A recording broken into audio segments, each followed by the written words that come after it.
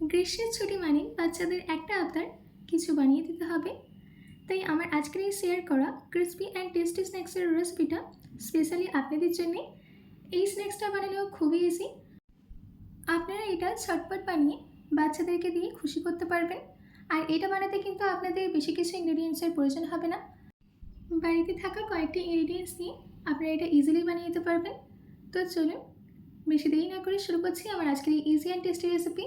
নমস্কার, আমি Binu, cook with বিনুতে আপনাদের সবাইকে স্বাগত। এই রেসিপিটা বানানোর জন্য সবার প্রথমে আমি একটা বোলের মধ্যে নিয়ে নিচ্ছি 1 কাপ সোয়া চাংস। এবার আমি এই সোয়া চাংসের মধ্যে দিয়ে দিচ্ছি গরম জল। জলটা দেওয়ার পর 5 মিনিট সোয়া চাংসটাকে ভিজিয়ে রেখে দেব। 5 মিনিট বাদ সোয়া চাংসগুলোকে জল থেকে তুলে নিয়েছি। এবার একটা গ্রাইন্ডিং জার নিয়ে এই গ্রাইন্ডিং জারের মধ্যে সোয়া চাংসগুলোকে দিয়ে দিতে হবে। গ্রাইন্ডিং জারের মধ্যে দেওয়ার আগে সোয়া চাংসগুলোকে হাতের সাহায্যে একটু স্কুইজ করে এক্সট্রা জলগুলোকে বের করে দিয়ে দিচ্ছি।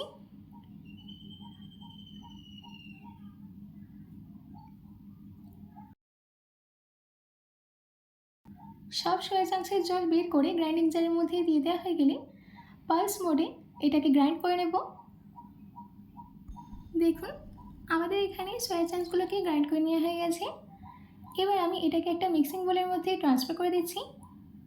এবার একে একে এর মধ্যে কিছু ইনগ্রেডিয়েন্টস অ্যাড করে দেবো। দিয়ে দিচ্ছি 2টো মিডিয়াম সাইজের সেদ্ধ করে রাখা আলু। আলুটাকে আমি ম্যাশ করে নিয়েছিলাম। দিয়ে দিচ্ছি 1 ছোটো চামচ লঙ্কা গুঁড়ো, 1 ছোটো চামচ ধনে গুঁড়ো, 1/2 ছোটো চামচ গরম মশলা গুঁড়ো, স্বাদ মতো নুন। দিচ্ছি একটা মিডিয়াম সাইজের কুচনো পেঁয়াজ, ঝালের জন্য 4টে কাঁচা লঙ্কা কুচি। ঝালটা আপনারা আপনাদের ইচ্ছে মতো দেবেন। দিচ্ছি 1 চামচ আদা রসুন বাটা। এবার বাইন্ডিংয়ের জন্য দিয়ে দিচ্ছি 2 চামচ চাল গুঁড়ি। আর সব শেষে দিয়ে দিতে হবে ধনে পাতা কুচি। এবার এই সব কিছুকে ভালো করে মিশিয়ে নিতে হবে। এই স্ন্যাক্সটা কিন্তু প্রোটিনে ভরপুর, আর তাছাড়া আপনারা এটা যাকেই দেবেন সেই মন ভরে খেয়ে নেবেন।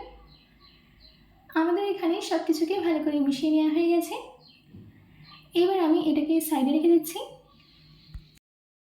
এবার আমি একটা স্লারি রেডি করে নেব। তার জন্য একটা বোলের মধ্যে নিয়ে নিচ্ছি 3 চামচ ময়দা, দিচ্ছি 1/2 ছোটো চামচ লঙ্কা গুঁড়ো, 1/2 ছোটো চামচ নুন। এবার অল্প পরিমাণে জল দিয়ে ভালো করে মিশিয়ে এটা একটা স্লারি রেডি করে নেব।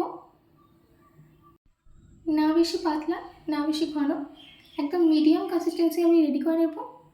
দেখুন আমাদের এখানে ময়দা স্লারিটা কিন্তু রেডি হয়ে গেছে। এবার আমি স্লারিটাকে একটা সাইডে রেখে দিয়ে স্ন্যাক্সগুলোকে রেডি করে নেব। যে সোয়া চাংস আর আলুর মিক্সচারটা রেডি করে রেখেছিলাম তার মধ্যে থেকে অল্প একটু পোর্শন নিয়ে হাতের সাহায্যে ভালো করে গোল করে নিতে হবে। আপনারা চাইলে ছোটো কিংবা বড় বল রেডি করে নিতে পারেন। আমি মিডিয়াম সাইজের বল রেডি করে নিচ্ছি। একটা বল রেডি করে নেওয়া হয়ে গেলে স্লারির মধ্যে ডিপ করে নিতে হবে।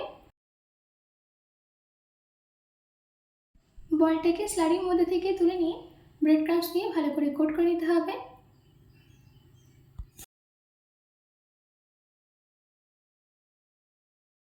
দেখুন আমাদের এখানে একটা স্ন্যাক্স কিন্তু ভাজার জন্য রেডি। এবার একে একে তৈরি করে আমি গরম গরম তেলে ছেড়ে দেব। আমি এখানে মিডিয়াম ফ্লেমে তেলটা গরম করতে দিয়েছিলাম। তেলটা গরম হয়ে গেছে। এবার একে একে এই বলগুলোকে দিয়ে দিচ্ছি। এবার আমি এই স্ন্যাক্সগুলোকে ততক্ষণ ভেজে নেব যতক্ষণ না এদের মধ্যে একটা সুন্দর গোল্ডেন কালার চলে আসে আর যতক্ষণ না এটা ক্রিস্পি হয়।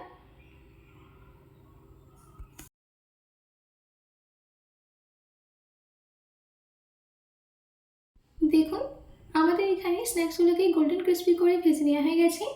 এবার একে একে এটাকে তেল থেকে তুলে নিয়ে একটা প্লেটে নামিয়ে নিচ্ছি।